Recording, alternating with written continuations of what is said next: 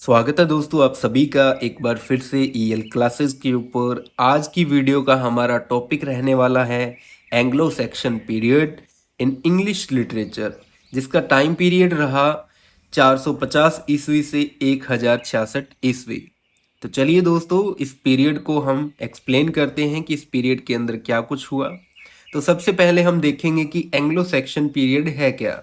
This was the earliest period of English literature. English literature का सबसे पहला काल माना जाता है। इसका समय 450 ईस्वी से 1066 ईस्वी था। इसका नाम रखा गया, नेम्ड आफ्टर, इसका नाम रखा गया जब एंग्लो सेक्शन ट्राइब्स यहाँ पे पहुंच चुके थे, उसके बाद इसका नाम रखा गया।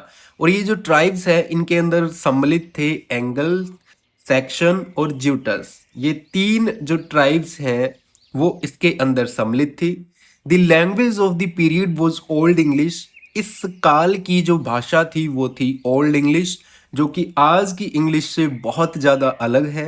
The period ended after Norman conquest. जब नॉर्मन की विजय हो जाती है 1066 ईस्वी में, तब जाके ये जो काल है उसका अंत माना जाता है।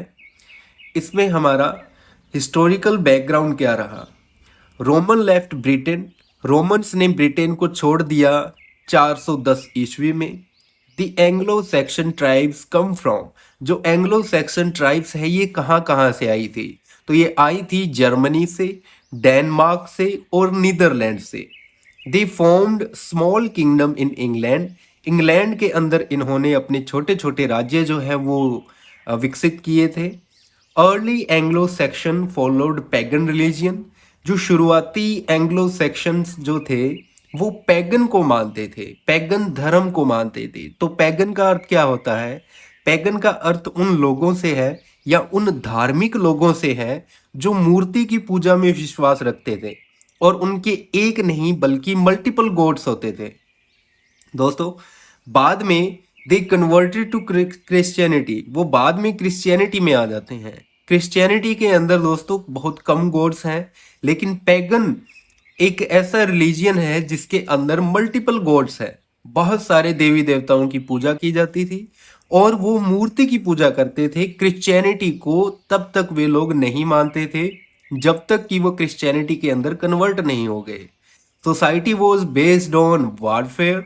सोसाइटी जो थी वो युद्ध नीति के ऊपर बेस्ड थी and loyalty to the leaders, और अपने लीडर्स के प्रति लॉयल थी। युद्ध नीति और अपने लीडर्स के प्रति लॉयल्टी में विश्वास रखती थी ये सोसाइटी। उसके बाद में दोस्तों ओल्ड इंग्लिश लैंग्वेज है क्या। तो the language of the period was old English. इस समय की जो भाषा थी वो थी old English, very different from the modern English, जो कि मॉडर्न इंग्लिश से बहुत ज़्यादा अलग है। यहाँ पे एक उदाहरण दिया गया है, एक वेवल्फ नामक एक कहानी से एक यहाँ पे उदाहरण दिया है। तो इसमें हम देख सकते हैं कि इसमें लिखा हुआ है वेट वे गार डाना इन गैडियम। तो यहाँ पे दोस्तों एक इंग्लिश, ओल्ड इंग्लिश जो लैंग्वेज है उनके वर्ड्स लिखे हैं कि वो कितने ज़्यादा डिफरेंट थे। और दोस्तों ये वेवुल्फ नामक एक कहानी है जिसके अंदर वेवुल्फ नामक एक जो योद्धा है वो एक ड्रैगन और कई डेविल एंटिटी के साथ दोस्तों युद्ध करता है। अगर आप चाहें कि मुझे इस टॉपिक के ऊपर, इस वेवुल्फ के ऊपर एक डिटेल्ड वीडियो बनानी चाहिए तो आप मुझे कमेंट सेक्शन में ज़रूर सुझाव दीजिएगा, ताकि मैं आपके सुझाव के प्रति ये जो वीडियो है वेवुल्फ की वो आपके लिए लेके आ सकूँ। तो दोस्तों इसमें 4 डेलिकेट्स थे ओल्ड इंग्लिश के, मतलब 4 उप प्रकार थे। सबसे पहला था नॉर्थम्ब्रेनियन, सेकंड था मर्सियन, थर्ड था वेस्ट सेक्शन और फोर्थ था कैंटिश। तो ये 4 इसके उप प्रकार थे दोस्तों ओल्ड इंग्लिश के। West section dialect become the main dialect for writing. कि जो वेस्ट सेक्शन जो डायलेक्ट है, मतलब वेस्ट सेक्शन जो उपभाषा है, वही मुख्य भाषा बनी लिखने के दौरान, राइटिंग में। मतलब जब वो पहली बार लिखने लगे तब वेस्ट सेक्शन लैंग्वेज ही सबसे ज़्यादा दोस्तों पॉपुलर हुई। इन चारों उपभाषाओं में से वेस्ट सेक्शन सबसे ज़्यादा फेमस हुई राइटिंग के लिए। उसके बाद में दोस्तों आता है religion in Anglo Saxon England, मतलब एंग्लो सैक्सन इंग्लैंड के अंदर धर्म क्या था। एट फर्स्ट एंग्लो सैक्सन वर पैगन्स, सबसे शुरुआती दौर में एंग्लो सैक्सन्स पैगन थे। मैंने आपको पैगन का अर्थ बताया, वे धार्मिक लोग जो मूर्ति पूजा में विश्वास रखते थे और उनके मल्टीपल गॉड्स थे। And believe in many gods का मतलब बहुत सारे देवी देवताओं में वो विश्वास रखते थे। They worshipped nature and believed in faith, वो नेचर को वर्शिप करते थे, नेचर की पूजा करते थे और वो भाग्य में सबसे ज्यादा विश्वास रखते थे। भाग्य का अर्थ दोस्तों यहाँ पे ओल्ड इंग्लिश में WYTE वेट लिखा जाता है, जिसका अर्थ होता है जो कि डेस्टिनी यानी भाग्य में विश्वास रखते हैं। आफ्टर क्रिश्चियन मिशनरीज कम, जब तक कि क्रिश्चियनिटी के जो मिशनरीज हैं, मतलब जो धर्म प्रचारक हैं, वो नहीं आए, और उनके आने के बाद दे कन्वर्टेड टू क्रिश्चियनिटी, वो क्रिश्चियनिटी में कन्वर्टेड हो गए। पहले वो पैगन्स थे, बाद में वो क्रिश्चियनिटी के अंदर सम्मिलित हो जाते हैं। Christian idea greatly influence Anglo Saxon literature, और क्रिश्चियनिटी के जो विचार हैं उन्होंने एंग्लो सैक्सन लिटरेचर को बहुत ज़्यादा इन्फ्लुएंस किया। कहने का मतलब दोस्तों कि पहले ये अलग अलग प्रकार की जो कहानियां और जो कविताएं हैं उनका निर्माण करते थे, लेकिन जब वो क्रिश्चियनिटी में आ गए उसके बाद उन्होंने क्रिश्चियनिटी के ऊपर लिखना भी दोस्तों शुरू कर दिया। नेक्स्ट, की feature of Anglo Saxon literature, कि एंग्लो सैक्सन लिटरेचर के की फीचर्स क्या क्या हैं। सबसे पहले ओरल ट्रेडिशन, मतलब ओरल का अर्थ होता है मौखिक, मतलब मौखिक रूप से उस समय में कहानियां और पॉम्स जो है वो सुनाई जाती थी।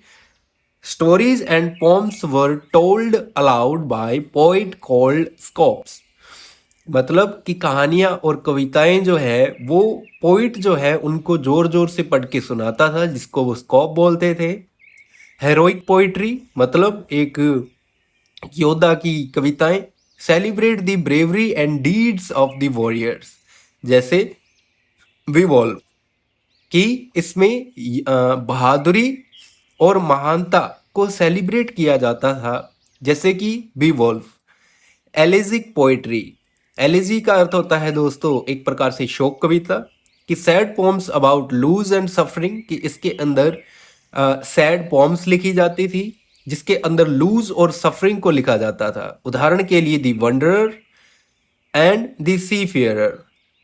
आगे है दोस्तों क्रिश्चियन इन्फ्लुएंस, मतलब क्रिश्चियनिटी का इसमें इन्फ्लुएंस हुआ। Many poems had religious themes, जैसे कि the dream of the road, जिसके अंदर जीसस क्रिस्ट के बारे में लिखा गया है। नंबर 5, एलिट्रेशन, मतलब एक ही साउंड का बार बार रिपीट होना। उदाहरण के लिए बोल्डली बॉर्न द बीस्ट। और 6 है दोस्तों कैनिंग्स, यानी कि एक छोटी क्रिएटिव जो फर्ज होती है उसे कैनिंग्स बोला जाता है। उदाहरण के लिए वेल रोड, वेल रोड का अर्थ होता है दोस्तों समुद्र, समुद्र के लिए एक शब्द का यूज किया जाता था well road. Main theme in Anglo Saxon literature, Anglo Saxon literature में मुख्य थीम्स क्या क्या थी। सबसे पहले था हीरोइज्म, मतलब जिसके अंदर कहानियां लिखी जाती थी बहादुर योद्धाओं की, जैसे विवोल्फ। सेकंड है लॉयल्टी, जिसके अंदर इम्पोर्टेंस दी जाती थी लॉयल्टी के प्रति, मतलब importance of being loyal to family and leaders, कि अपनी परिवार और अपने लीडर्स के लिए हमेशा लॉयल रहो। नंबर 3 फेथ, जिसे वर्ड बोला जाता है WYRD, मतलब फेथ या वर्ड, इसका अर्थ होता है वे लोग जो भाग्य के अंदर विश्वास करते हैं और वो मानते हैं कि भाग्य ही है जो इस पूरे लाइफ साइकिल को कंट्रोल करता है, मतलब जो लिखा है वही होगा, उसके अलावा कुछ नहीं होगा। कहने का मतलब कि वहाँ पे पाप और पुण्य ज़्यादा मैटर नहीं करते थे, वो केवल भाग्य के अंदर ही विश्वास रखते थे। एग्जाइल एंड लोनलीनेस, अकेलापन। Many poems talk about sadness and lose, बहुत सारी कविताएं जो सैडनेस और लूज के ऊपर लिखी गई थी। और अंत में आता है रिलीजन यानी धर्म। Pagan ideas mix with Christian beliefs, मतलब जो पैगन यानी जो मूर्ति पूजक हैं उनके विचार मिक्स हो गए थे क्रिश्चियनिटी की तरफ। जब क्रिश्चियन क्रिश्चियनिटी के जो मिशनरीज हैं वो आए, तब ये जो लोग हैं वो अपना धर्म परिवर्तन कर लेते हैं, वो पैगन से क्रिश्चियनिटी की तरफ मुड़ जाते हैं। और दोस्तों अब हम बात करेंगे इनके फेमस वर्क्स के ऊपर। सबसे पहला वर्क है Beowulf, a story of a brave hero fighting monster and dragon. मतलब इसमें एक बहादुर योद्धा होता है जो कि शैतानों और ड्रैगन के साथ युद्ध करता है। The first epic poem in English, और ये पहली एपिक पोएम है इंग्लिश के अंदर। The wanderer, A sad poem about loneliness. The seafarer, a poem about sellers hard life. Seller का अर्थ होता है दोस्तों एक नाविक, नाविक के कठोर जीवन के ऊपर ये जो पोएम है वो लिखी गई थी। The dream of the rood, एक religious poem. The cross of Jesus, जो कि जीसस की क्रॉस के प्रति लिखी गई थी। क्रॉस दोस्तों वो जिसके ऊपर जीसस क्रिस्ट को सूली पर टांगा गया था, इसे हिंदी में सूली बोलते हैं। Anglo Saxon chronicles, a history of England written in old English. मतलब इंग्लैंड की हिस्ट्री जो कि ओल्ड इंग्लिश में लिखी गई थी। अबाउट विवोल्फ डिटेल्ड, ये विवोल्फ क्या है इसकी डिटेल्ड हमें यहाँ पे मिलेगी। तो विवोल्फ क्या है दोस्तों, a famous Anglo Saxon work, की एंग्लो सेक्शन का सबसे फेमस वर्क है। It tells a story of Beowulf a hero, ये विवोल्फ जो कि एक हीरो है उसके बारे में बताती है कि सबसे पहले फाइट द मॉन्स्टर ग्रेलैंड, जिसे ग्रैंडल भी बोलते हैं। इन्होंने ग्रैंडल के मॉन्स्टर से युद्ध किया। डिफीट ग्रैंडल्स मदर, ग्रैंडल की माँ को हराया। डाइज फाइटिंग ए ड्रैगन, एक ड्रैगन से युद्ध करते हुए उनकी जो मृत्यु है वो हो जाती है। थीम्स इसकी क्या रहती है दोस्तों, इसमें हम थीम देख सकते हैं bravery, loyalty and fight against evil. इसे लिखा गया था ओल्ड इंग्लिश स्टाइल में। और रोल ऑफ स्कोप एंड मॉन्स्ट्रीज, मतलब कि इसके अंदर स्कोप और मॉन्स्ट्रीज का क्या रोल रहा। सबसे पहले स्कोप्स की हम बात करें तो दे वर पोइट एंड सिंगर्स, उस दौरान के जो कवि थे वो कवि भी थे और एक सिंगर भी थे, क्योंकि वो अपनी कविताओं को लिख के और बोल के ओरली और रिटन दोनों तरीकों में हमारे समक्ष रखते थे। Scop memorise and told stories, जो स्कोप्स हैं वो कहानियों को मेमोराइज करते हैं और कहानियों को बताते हैं। और दोस्तों मोनेस्ट्रीज में क्या है, monastery Christian monks wrote down poem and history, इसमें क्रिश्चियन मॉन्क्स जो हैं वो कहानियों को और कविताओं को दोस्तों लिखते हैं। They preserved Anglo Saxon literature in manuscripts, उन्होंने मैन्यूस्क्रिप्ट्स के अंदर मतलब छोटी छोटी स्क्रिप्ट्स के अंदर उन्होंने एंग्लो सेक्शन लिटरेचर को दोस्तों सहेज के रखा है। तो ये है हमारा role of scops and monasteries. Importance manuscripts, मतलब सबसे महत्वपूर्ण मैन्यूस्क्रिप्ट कौन कौन सी है। सबसे पहले है Exeter book, a collection of poem like wanderer and seafarer. Beowulf manuscript contains the epic Beowulf. और थर्ड है Junius manuscript has religious poem, इसमें धार्मिक कविताएं हैं। और Anglo Saxon chronicles, a record of important events in England's history, इसके अंदर England की हिस्ट्री की महत्वपूर्ण जो इम्पोर्टेंस है उसको सहेज के रखा गया है।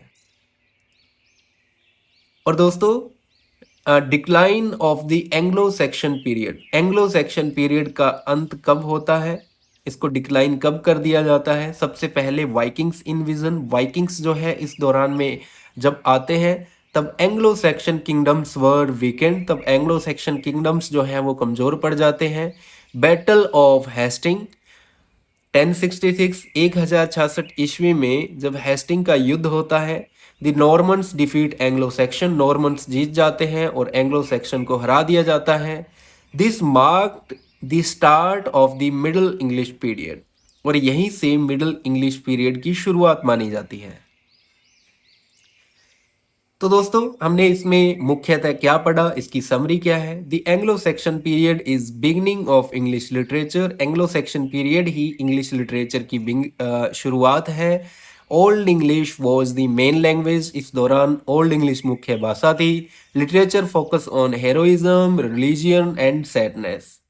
फेमस वर्क्स थे उस दौरान के Beowulf and the seafarer and the wanderer. The period ended in 1066, 1066 ईस्वी में जो ये काल है वो अंत हो जाता है विद नॉर्मन कॉन्क्वेस्ट, मतलब नॉर्मन्स जीत जाते हैं और एंग्लो सेक्शंस जो है इस युद्ध के दौरान हार जाते हैं। तो मैं उम्मीद करता हूँ कि आपकी ये वीडियो बहुत अच्छे से समझ में आई होगी। आप इस वीडियो में कहीं कंफ्यूज्ड हो तो आप इस वीडियो को वापस देख सकते हो। अगर आप कोई इंक्वायरी या कोई क्वेश्चन पूछना चाहते हो तो आप कमेंट सेक्शन के अंदर मुझसे पूछ सकते हो। मैं ज़रूर से आपकी उस बात का जवाब दूंगा। और कोई सुझाव या कोई सलाह है तो दोस्तों वो भी आप हमें कमेंट सेक्शन में ज़रूर बताइएगा। विवॉल्फ की अगर आप डिटेल्ड वीडियो चाहते हो तो भी आप हमें कमेंट सेक्शन के अंदर सजेस्ट कर सकते हो। दोस्तों, आप हमें फॉलो कर सकते हो टेलीग्राम के ऊपर, जिसका लिंक आपको डिस्क्रिप्शन में मिल जाएगा। और हमारे चैनल को जरूर से सब्सक्राइब कीजिएगा ताकि आप आने वाली वीडियोस को मिस ना कर पाओ।